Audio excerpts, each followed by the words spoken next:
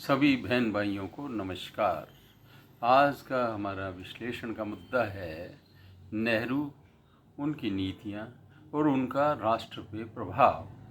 दूरगामी जो भी प्रभाव पड़े उनका हम विश्लेषण करेंगे। नेहरू आज़ाद भारत के पहले प्रधानमंत्री थे, हम सभी जानते हैं। इनके चयन से हम बात शुरू करते हैं।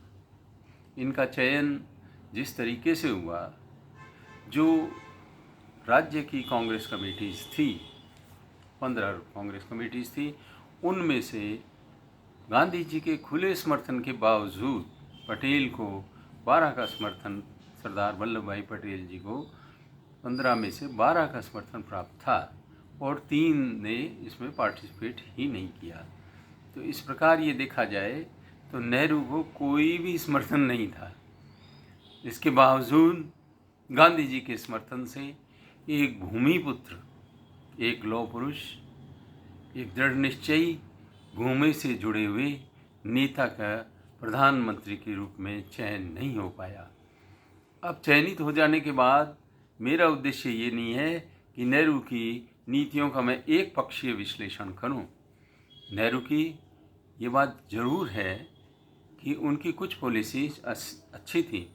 उन्होंने मिश्रित अर्थव्यवस्था को अपनाया, पंचवर्षीय योजना भी लागू की, जो एक अच्छी बात थी। भारत में 70% तब गरीब थे, तो कुछ उसमें इम्प्रूवमेंट नेहरू जी के ज़माने में हुआ, इसमें कोई संदेह नहीं है।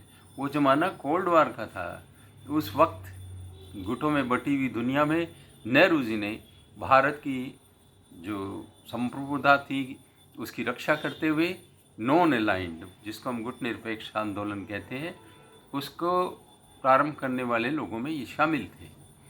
प्रतिव्यक्ति आय में भी वृद्धि हुई उनके कार्यकाल में।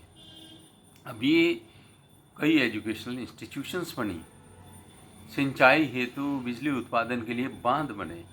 इनके साइंटिफिक टेम्परामेंट पे जोर देते थे, ये दकियानुसी विचारों पे जोर नहीं देते थे।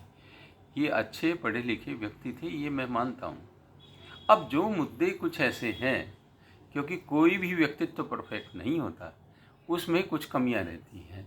इनकी जो पॉलिसी चाइना को लेकर के रही, इन्होंने पंचशील का सिद्धांत दिया, बहुत अच्छे सिद्धांत थे, लेकिन एक तरफा दोस्ती के चक्कर में इन्होंने चाइना की नीयत को भांपने में और उसकी सारी प्लानिंग को, किस प्रकार वो आक्रमण की प्लानिंग बना रहा है, उसका नज़रअंदाज करने के ये दोषी हैं। और इसके परिणाम स्वरूप भारत का बहुत बड़ा भूभाग चाइना के पास गया। और फिर अक्साई चीन के लिए इन्होंने लोकसभा में कहा, वहाँ तो एक घास का तिनका भी नहीं उगता, घास का तिनका नहीं उगता, लेकिन वहाँ मिनरल्स बन सकते हैं। वहाँ उस हाइट को फ़ायदा लेकर के कुछ साइंटिफिक रिसर्चेज हो सकती हैं। हर भूभाग का अपना महत्व होता है, लेकिन नेहरू जी ने ये कहा वहाँ तो घास का एक तिनका भी नहीं उगता है। तो उन्हीं की पार्टी के एक मिनिस्टर ने कहा, देखो मैं गंजा हूँ, मेरे सर पे एक भी बाल नहीं है, तो क्या मैं मेरा सर भी चाइना को दे दूँ? और ये हिंदी चीनी भाई भाई के नारे में, ख्वाब में नेहरू जी खोए रहे। तो इसके खोने से भारत का बहुत बड़ा नुकसान हुआ। नेहरू जी की जो कश्मीर नीति है वो भी विचारणीय है। जब कश्मीर पे कबायलियों ने हमला किया और भारत की फौजें जीत रही थी, उन्हें पीछे धकेल रही थी, तो नेहरू जी यूएनओ में चले गए और खुद ने ही इस समस्या को पैदा कर दिया, जो समस्या आज एक रिश्ते हुए घाव की तरह मौजूद है और हमें इससे बहुत समस्याओं की दिक्कतें और समस्याओं का सामना करना पड़ता है। यहाँ तक नेहरू जी पे ये भी इल्ज़ाम है कि इन्होंने सुरक्षा परिषद की सदस्यता जो भारत को मिल रही थी वो चाइना की दिलवाई, चाइनों को दिलवा दी।